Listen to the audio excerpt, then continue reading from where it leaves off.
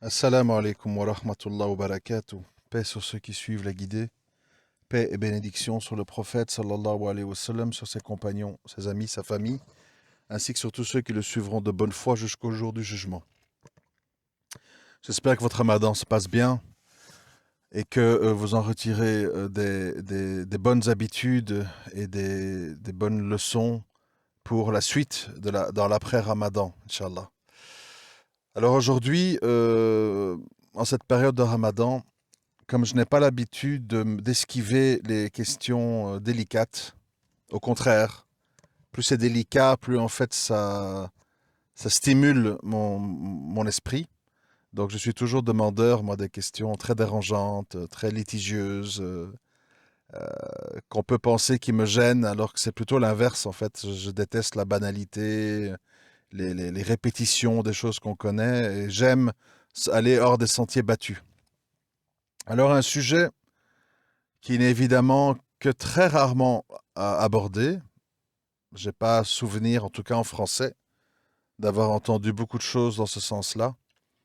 C'est la question de que faire. Que faire des musulmans ou des gens qui se labellisent musulmans?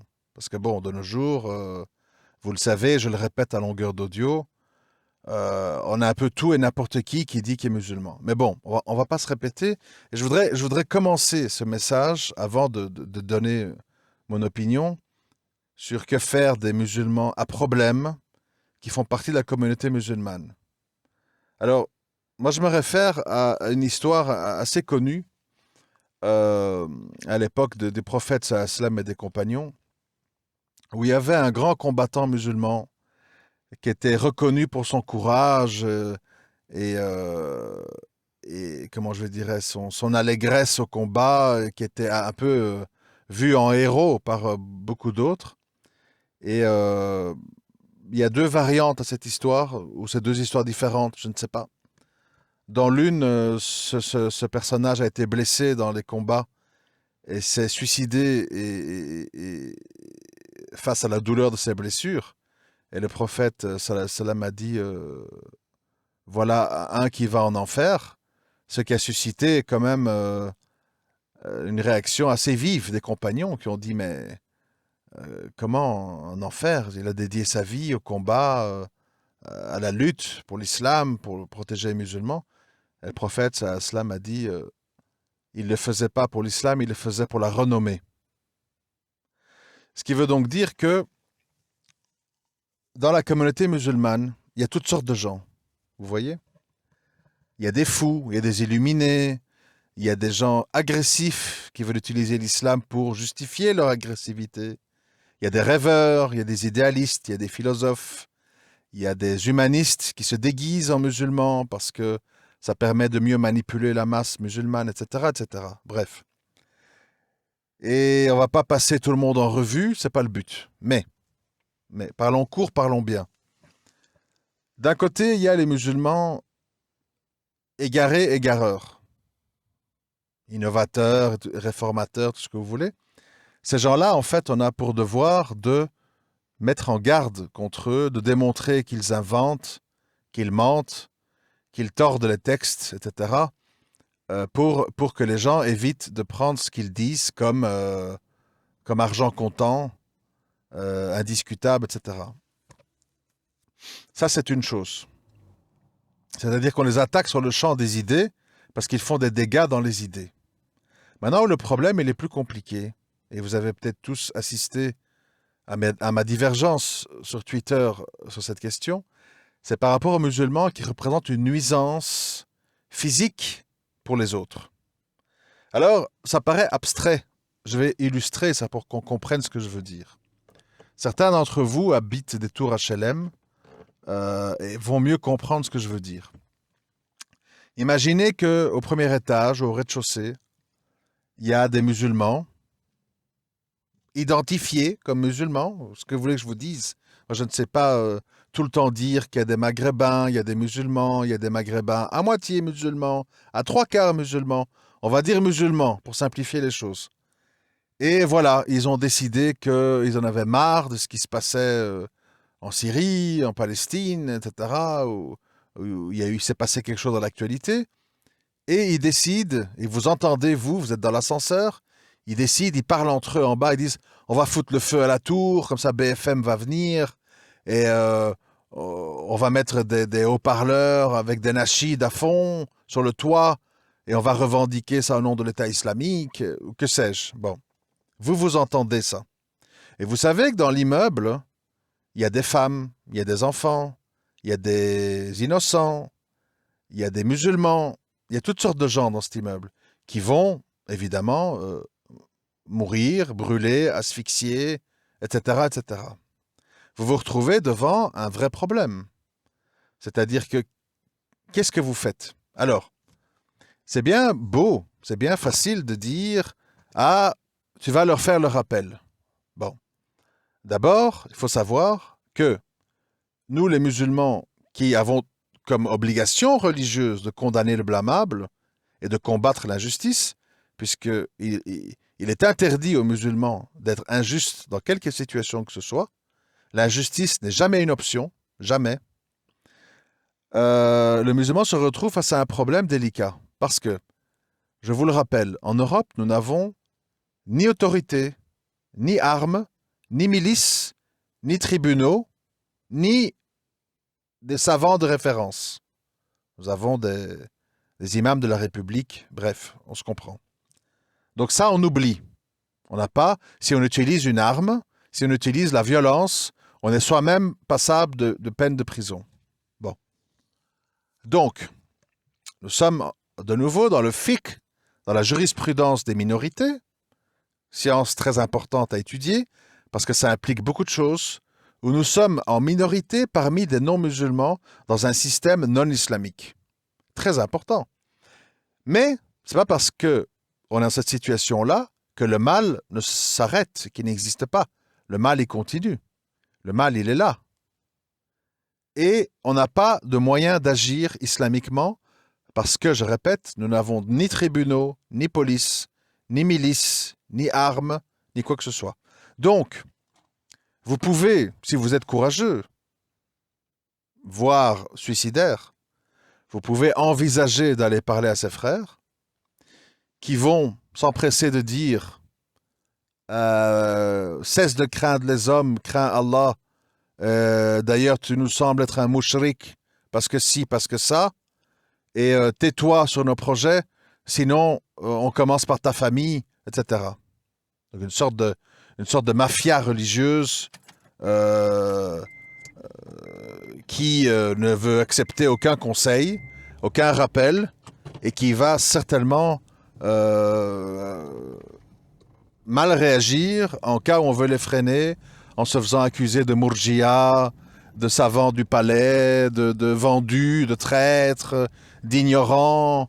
Oui, mais moi j'ai une fatwa d'un cheikh qui a dit que, etc. Bon, voilà. Ok, ok. De là, qu'est-ce qu'on fait? Parce que c'est une question. Moi, j'aime bien les belles théories. Hein? Les théories, c'est bien. Moi, j'aime bien qu'on les voit dans la pratique. Vous, là, qu'est-ce que vous faites face à cette situation? Vous laissez faire? Vous n'allez pas essayer d'appeler des autorités diverses et variées pour empêcher que cet acte injuste se passe?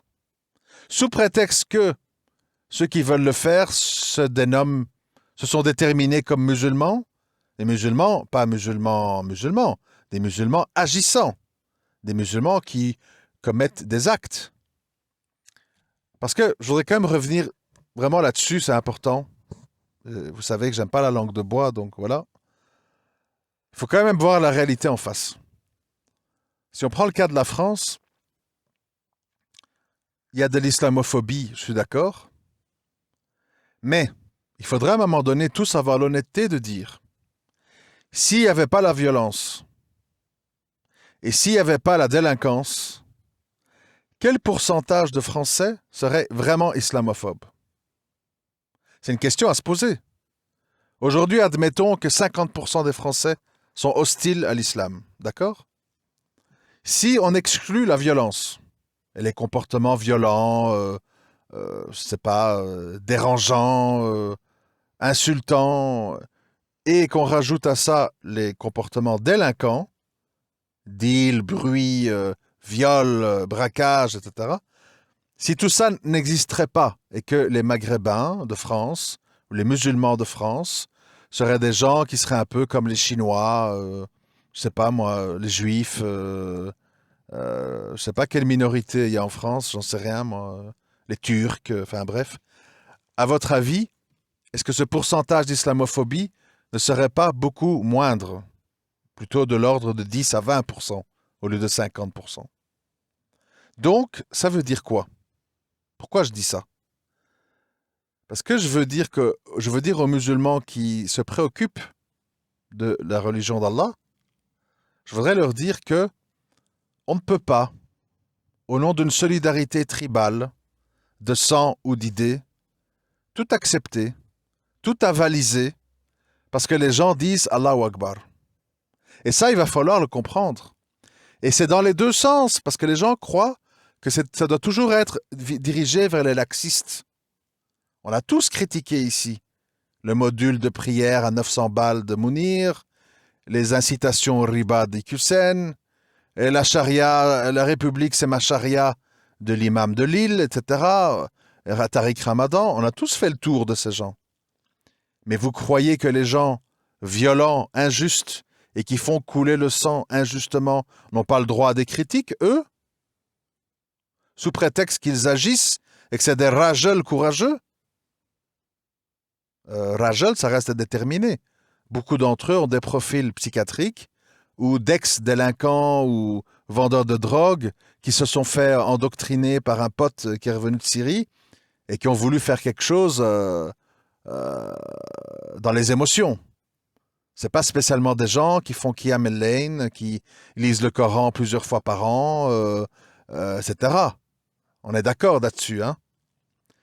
Donc moi, ce que je voudrais vraiment mettre dans les esprits, c'est qu'il faut arrêter, en tout cas ceux qui ont un minimum confiance dans ce que je raconte, il faut arrêter de croire qu'on peut critiquer, voire faire le takfir parfois, de certains musulmans pour leur laxisme, pour leur traîtrise, pour leurs propos, comment je dirais, critiquables, mais que les musulmans qui font couler le sang injustement, eux, on peut rien dire.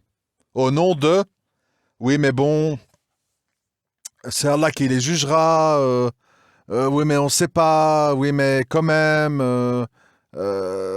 etc. Trouver comme ça des excuses. Je répète, je voudrais vraiment être clair. Nous, les musulmans, hommes, femmes, quel que soit notre vécu, on a tous un parcours. On a tous fait des erreurs. On s'est tous cherchés. On s'est tous parfois fait embarquer dans des choses qu'on a cru sincèrement. Mais, écoutez bien, aujourd'hui, vous avez peut-être 50 ans, vous avez peut-être 30 ans, vous avez peut-être 20 ans. Aujourd'hui, demain, après-demain, on doit faire un examen de conscience. Tous. Et se dire, est-ce que j'ai utilisé les meilleures méthodes pour défendre les musulmans et défendre la religion d'Allah? Est-ce que j'ai pas fait des erreurs en réagissant par passion, par émotion, et que finalement, parfois, j'ai servi des causes hostiles à l'islam? Vous voulez que je vous donne un exemple? Quand il y a des attaques contre les Français au Mali, au Burkina Faso, par Boko Haram ou je ne sais pas tout quoi, ou d'autres groupes, beaucoup de gens, en fait, ils se disent c'est des musulmans qui luttent, mashallah, qu'Allah leur donne la victoire, etc. Moi, je le dis aussi. J'ai pas de souci avec ça. Pour moi, vous le savez, je suis pour que chacun se mêle de ses affaires et je suis pour que chacun soit dirigé par qui veut être dirigé. Si la France veut être dirigée par un pervers comme DSK, elle a le droit. Si elle veut être dirigée par un gars qui commet l'adultère et qui n'a aucune personnalité, qui est un espèce de confini comme Hollande, il a le droit. Si elle veut être dirigée par un juif hongrois qui aboie comme un roquet et qui parle de Karcher dans ses campagnes électorales, ils ont le droit. Ils ont le droit. d'élire un employé de Rothschild qui va travailler pour le mondialisme et pour protéger le patrimoine des riches. Ils ont le droit, parce qu'ils sont chez eux, et s'ils sont cons, et s'ils veulent un con pour les diriger, c'est leur droit. Il faut arrêter d'empêcher les gens d'avoir leurs droits. Tu veux Marine Le Pen? Tu veux un programme électoral inapplicable? Vote Le Pen. C'est ton droit. Tu es français, tu es mécréant, tu crois à ces balivernes, tu crois à cet opportuniste qui n'a aucun bagou et aucune culture par rapport à son père. Vote pour Marine Le Pen. C'est ton pays, c'est ton choix. OK? Et donc, évidemment, je condamne les incursions incessantes de l'Occident dans le conflit au Yémen, en Syrie, en Libye, en Afrique, parce qu'il y a des mines de machin, etc. Bien entendu. Mais, ça ne doit pas nous empêcher de voir au-delà de ça. Et au-delà, ce sont des situations complexes. À savoir que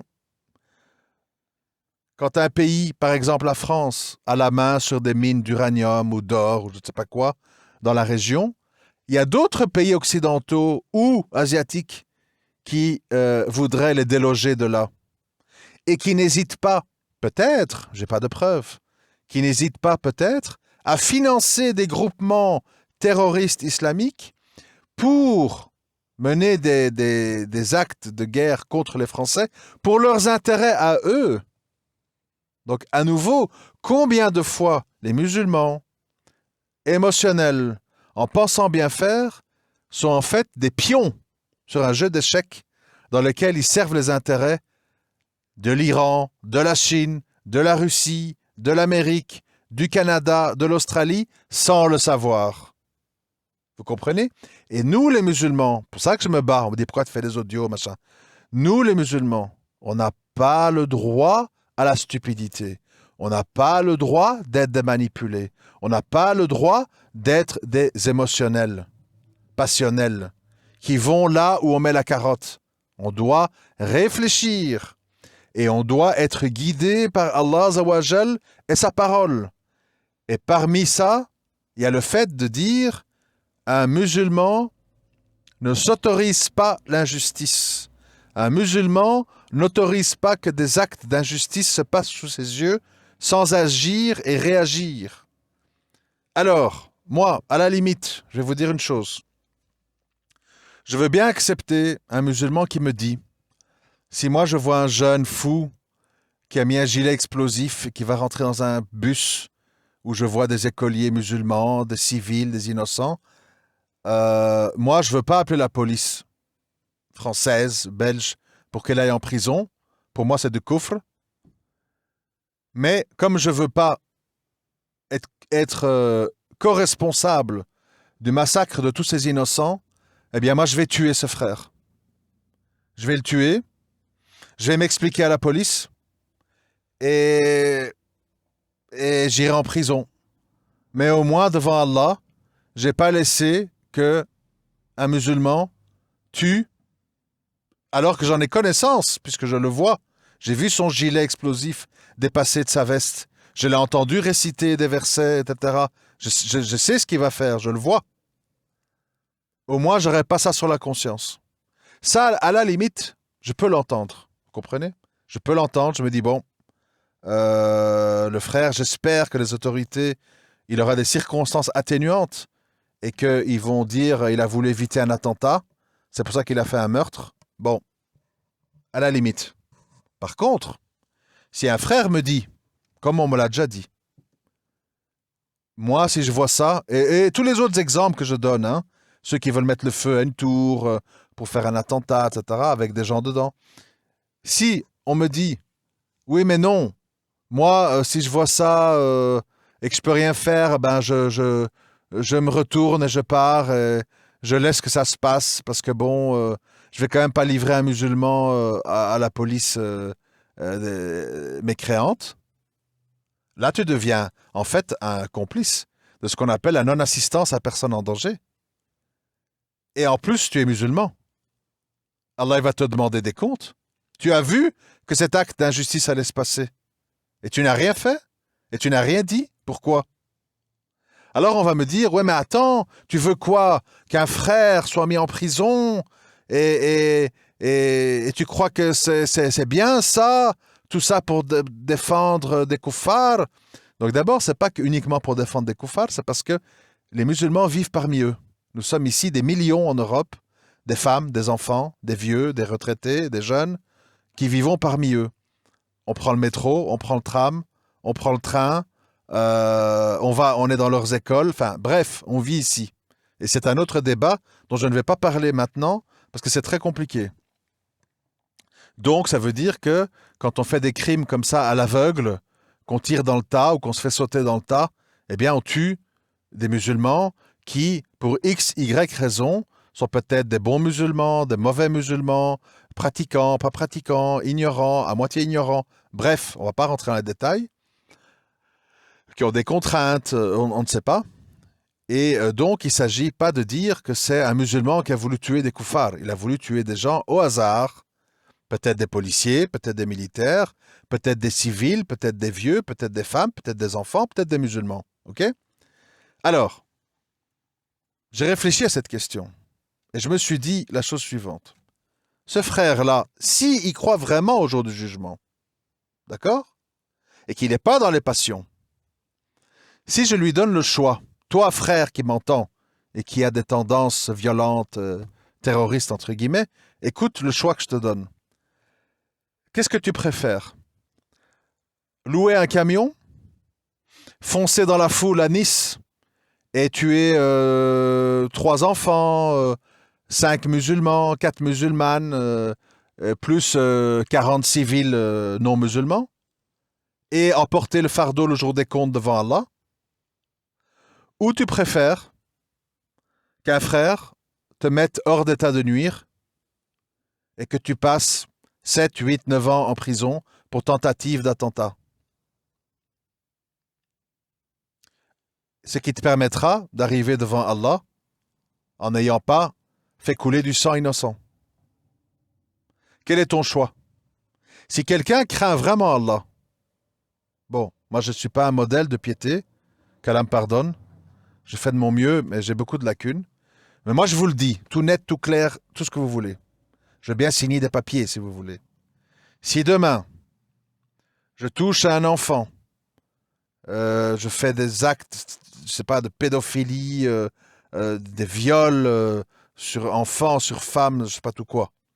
Si demain, je veux faire un attentat où je vais tuer des musulmans, bons ou mauvais musulmans, on ne connaît pas les vies privées des gens. Ok? On ne sait pas pourquoi ils sont ici. Regardez, nous-mêmes, on est ici, et pourtant, on est quand même en éveil et tout. Mais il y a des raisons pour lesquelles on est ici. Bref. Eh bien, moi, je suis prêt à signer des papiers, comme quoi je demande à mes frères et sœurs en islam, si je suis pédophile, violeur, que je vais tuer des gens innocents, je signe des papiers où je dis, mon frère, ma sœur, je t'en supplie, si tu es mis au courant de ces actes-là, s'il te plaît, dénonce-moi, parce que je préférerais aller en prison chez le koufar plutôt qu'être responsable de ces injustices devant Allah le jour des comptes. Vous voyez? Toutes ces familles-là, en Algérie et au Maroc, où quand une fille se fait tripoter par son oncle, ou son cousin, ou je sais pas quoi, on lui dit « Chut, chut, chut, Archouma, dis rien, hein, fais pas de scandale dans la famille. » Tous ces gens-là, toutes ces catégories de gens-là, ou qui disent ouais, ben il y a un frère, Mashallah, il a fait un attentat à Nice, hein, les koufars, ils ont peur maintenant, ils ont vu qu'on peut agir, et qui sont là. En fait, c'est quoi? C'est du tribalisme. C'est le truc du peuple élu. Les gens de notre peuple élu, les gens de ma tribu, de ma famille, ils peuvent tout faire. Ils auront toujours mon soutien. Parce que c'est mon père, parce que c'est mon frère en religion, parce que c'est mon oncle, ils peuvent tout faire. Et ceux qui souffrent, les petits-enfants abusés, hein, qu'on a tripotés, qu'on a couchés, qu'on a mis les doigts et machin, ou les gens tués, avec toutes les conséquences derrière, hein, orphelins, veufs, enfants sans parents. C'est ça la réalité d'un attentat. Hein. Ce n'est pas que des morts, c'est tous les vivants qui restent avec le fardeau de la mort de ces gens. Bon. Donc, en fait, moi, ce que je voudrais vous amener à penser, je voudrais que vous pensiez en musulmans, et pas en maghrébins, et pas en peuple élu, et pas en tribu, en musulmans. Et le musulman, il dit, même si ma fille Fatima, femme parfaite, aurait volé, je lui aurais coupé la main. C'est ça le musulman. Ma fille, qui est une femme parfaite, si elle vole, je lui coupe la main. C'est ça le musulman. C'est ça le musulman. C'est pas chut, Achoumar, c'est ton oncle, pas de scandale dans la famille. Dis rien, ça va passer, tu vas oublier. Ça, c'est pas l'islam. Ça, c'est le tribalisme. Dégueulasse. Et c'est de ça qu'il faut nettoyer nos cœurs, mes frères et sœurs. De tout ça. Nous, nos frères et nos sœurs en islam, ce sont les justes, ce sont les humbles, ce sont les véridiques, ce sont les gens mesurés et sages qui font passer la science et la justice avant tout, avant leurs émotions, avant la vengeance. Parce que on me dit, oui, mais chez nous, les musulmans, on est tués, etc. Il y a des injustices. On va tous mourir, mes frères et sœurs. On va tous mourir. Tôt ou tard. Comprenez? Et parfois, il vaut mieux tôt pour pas être dans un lit à faire pipi sur soi à 90 ans et devenir un fardeau pour tout le monde. Parfois, il vaut mieux mourir tôt. Donc, les gens qui sont là, on veut mourir le plus tard possible. Oui, bon. Pour faire quoi? Moi, j'ai 47 ans. Alhamdoulilah, je suis responsable de petits-enfants, je ne suis pas fou. J'ai fait le tour de la vie terrestre, mes frères et sœurs. J'ai fait le tour.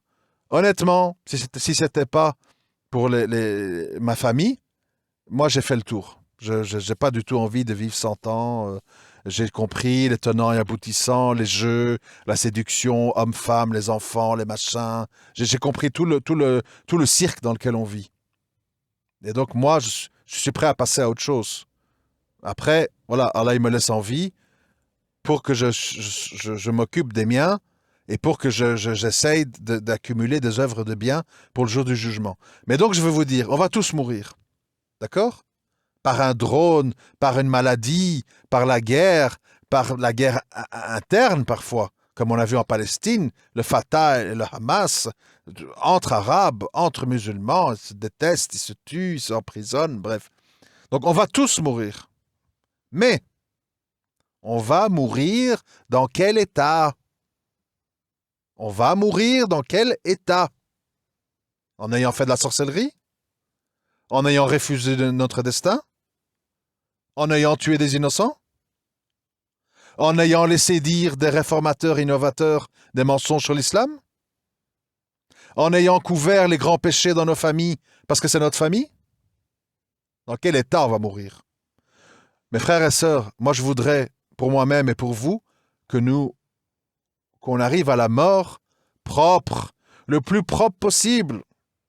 Je ne veux pas, je refuse d'être responsable ou co-responsable du mal, de l'injustice, sous toutes ses formes. Sous toutes ses formes. Ce grand combattant musulman, respecté de tous, le prophète sallam a dit, voilà un habitant de l'enfer. Vous comprenez? Être musulman et combattre pour l'islam, c'est pas une garantie de quoi que ce soit. Parce qu'il faut agir d'une manière juste, avec une bonne intention, une bonne méthode, en respectant la sunna, en évitant les injustices. Être musulman, c'est pas facile, mes frères et sœurs.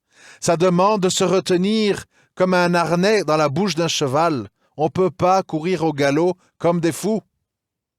Oui, on est victime d'injustice. Oui, on nous tue. Oui, on est emprisonné. Oui, l'islamophobie. Ok, et c'était pire avant. Des gens sciés en deux, des gens enterrés vivants, des gens jetés au lion dans les arènes romaines.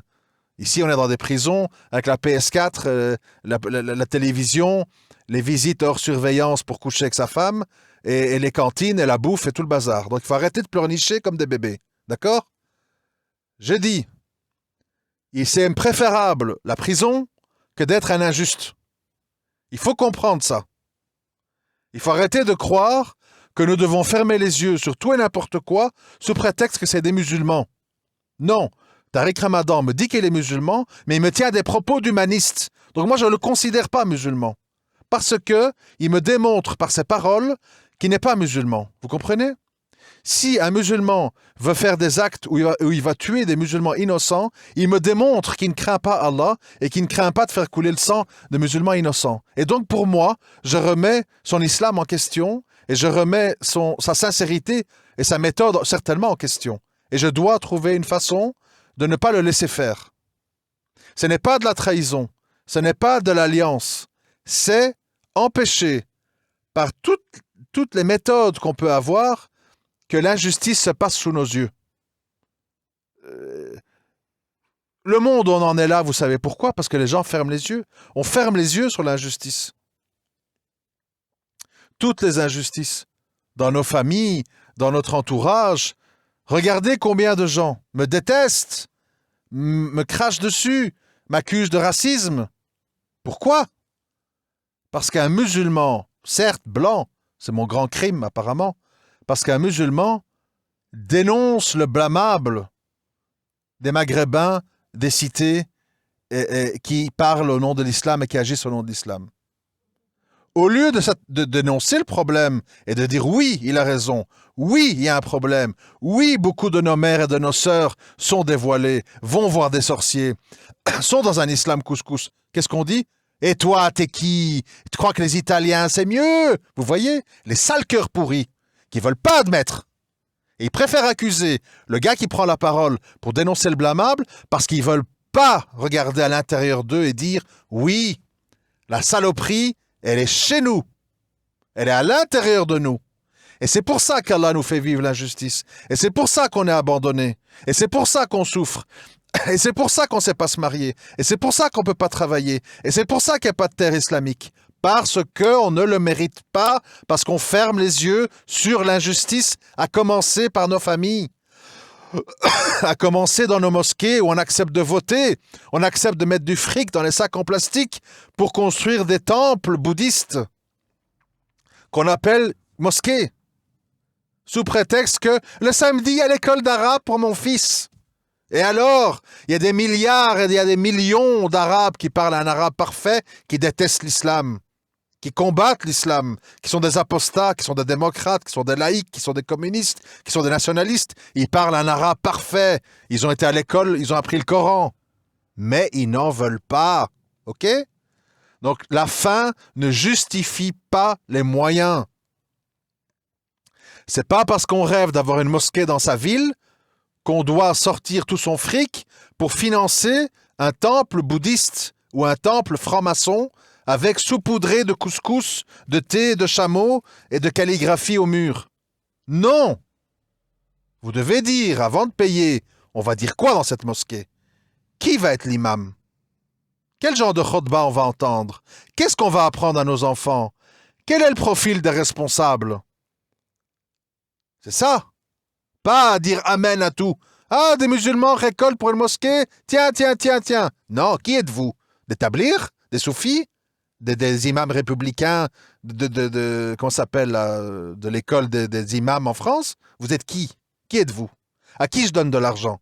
Moi, je donne pas 1 euro à quelqu'un que je sais pas c'est qui. Parce que qu'est-ce qu'il va faire de mon argent? Quand moi, je vois un clochard qui me demande de l'argent, je dis, tu demandes pourquoi, en fait, tu as besoin de quoi?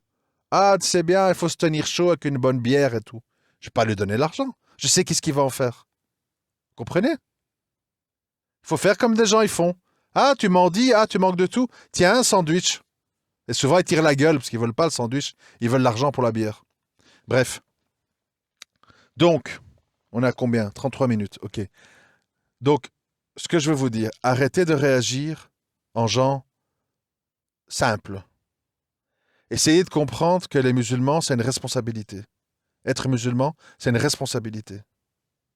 Essayez de comprendre que l'objet de ma démarche, c'est d'essayer que le jour des comptes, on arrive, nous tous, le plus propre possible, le moins complice possible d'injustice. Moi-même, j'ai dû, dans ma vie, commettre plein d'injustices. Et ça me réconforte pas du tout de dire, ah ben voilà, non, non, non, non, non, non. En tant que musulman, on a un devoir de savoir que quand on parle, eh bien, on est écouté. et qu'on doit savoir ce qu'on dit parce que on a une certaine influence. On ne peut pas s'en laver les mains comme ça. Non, on peut pas. Je dis pas, je parle de moi, je parle pas des autres. Je dis pas que j'ai tout mal fait. Je dis pas que j'ai tout bien fait. Je dis, il faut certainement faire un examen critique. Et moi, j'invite chacun d'entre vous, que vous soyez des ex-terroristes, ex-djihadistes, ex-soufis, ex-tout ce que vous voulez, de toujours, en comparaison avec les textes, le mois du Ramadan, c'est le mois de la lecture du Coran, de dire, est-ce que j'ai toujours agi en conformité avec ce qu'Allah il attend de moi? Et moi, pour conclure, je pense que quand on est en minorité, dans un endroit où nous n'avons pas d'autorité, c'est-à-dire qu'on ne peut pas contraindre par la force. Je disais à un frère sur Twitter, sur ce sujet, un jour tu ouvres le cartable de ta fille, tu trouves, je sais pas, de la cocaïne, bon, cannabis. Il est tellement banalisé que j'ose même pas dire cannabis parce que c'est devenu comme une blague, le cannabis. Bon, donc je dis cocaïne pour faire un peu plus grave. Et donc scandale à la maison, qu'est-ce que c'est, d'où ça vient, etc. Et elle te dit, ah ben, c'est un monsieur qui s'appelle Amir, au coin de la rue. Au début, ils nous ont donné gratuitement. Et maintenant, ils nous en donnent chaque fois un peu pour 10 euros. Et on aime bien. Bon, enfin bref, j'imagine, j'invente. Vous descendez et vous allez voir le Amir.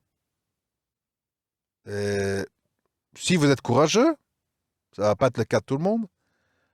Salam alaikum, mon frère. Qu'est-ce qui se passe? J'ai trouvé de la coke dans le sac de ma fille. Qu'est-ce que tu fous? Crains Allah, taqillah. Amir, vas-y, bouge. Qu'est-ce que tu connais, toi? Crève la faim, là, qui conduit ton bus comme un esclave. Moi, je fais 1000 euros par jour ici. Tu fais quoi, toi? Sale schmetta de merde. Bon, là, il va vous répondre ça. Ok. Qu'est-ce que vous faites? Qu'est-ce que vous faites? Ça me rend fou, moi. Qu'est-ce que vous faites avec cette saloperie de Amir? Ah, j'appelle pas la police, hein. Je fais semblant de rien. Et tu laisses que ta fille se foute de la coke dans le nez? Et tous les autres enfants du quartier? Sous prétexte que ce khra, il est musulman? Vous avez pété un boulon, quoi, les frères? Réveillez-vous. Tout le monde n'est pas musulman comme vous croyez. Pour beaucoup de gens, leur religion, c'est la famille, la tribu, l'argent, la réputation. L'islam, ils s'en foutent. Et pour ce qui est de la violence, pour beaucoup de gens, c'est on doit se venger. Ils ont tiré un missile à Gaza, on doit se venger. C'est tout ce qu'ils savent de l'islam. On doit se venger. Ils connaissent rien d'autre. Et toute leur vie est un désastre. Entre les consoles de jeux, le shit, les filles d'un soir, les discothèques, les courses de quad, les périphes bloqués avec des bagnoles, et puis on doit se venger. Et puis pour peu qu'il y ait un gars à côté un peu manipulateur, on leur fout un gilet, on leur fout une voiture avec des bonbonnes de gaz, et tout le monde dit « Ah, machallah! Oh, le frère, il a osé !» Non, c'est un khra qui a été manipulé, il connaît rien à l'islam. Réveillez-vous, les frères. Réveillez-vous, pensez avec le cerveau qu'Allah subhanahu wa ta'ala vous a donné. Pensez pas avec vos organes, vos bas organes. La vengeance, et il faut agir, on ne peut pas se laisser faire, et l'honneur, et la hisa. Et puis quoi derrière? Tu proposes quoi derrière aux gens? T'as rien à proposer, t'as même pas une calache chez toi. C'est n'importe quoi. Bon, excusez-moi de m'emporter. On me refera pas. Je le dis parce que j'ai mal de voir que les musulmans ne comprennent pas, et on tourne en rond en fait. On tourne en rond. Je sais pas, il faut qu'il y ait une génération de musulmans qui disent à tout le monde, à leur imam, à leurs parents, à leurs amis, écoute, moi ma religion c'est l'islam. Mon modèle c'est le prophète sallallahu alayhi wa sallam. Moi je veux pas porter le fardeau d'injustice le jour des comptes. Si vous êtes des injustes, si vous êtes des violeurs, si vous êtes des pédophiles, si vous êtes des terroristes injustes, moi, je ne vous laisserai pas faire.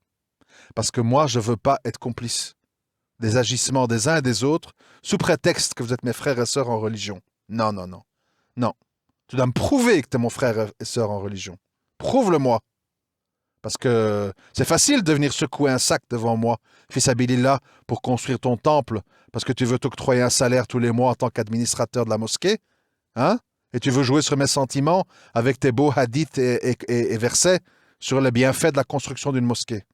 Moi, je veux savoir, tu vas dire quoi à mes enfants? À la khutbah, tu vas dire quoi aux fidèles? Mon argent va être utilisé à propager quel islam? L'islam républicain? L'islam chrétien? L'islam bouddhiste? L'islam franc-maçon? Tu n'auras pas un euro de moi. Parce que je ne veux pas être complice d'un injuste. T'es musulman? Tu crois que t'es musulman? Tant mieux pour toi. Moi, je pense que non, et je t'aide pas. Voilà. Voilà ma mentalité. Voilà comment je vois les choses. C'est ouvert à critique. Je suis pas là à dire je veux rien entendre.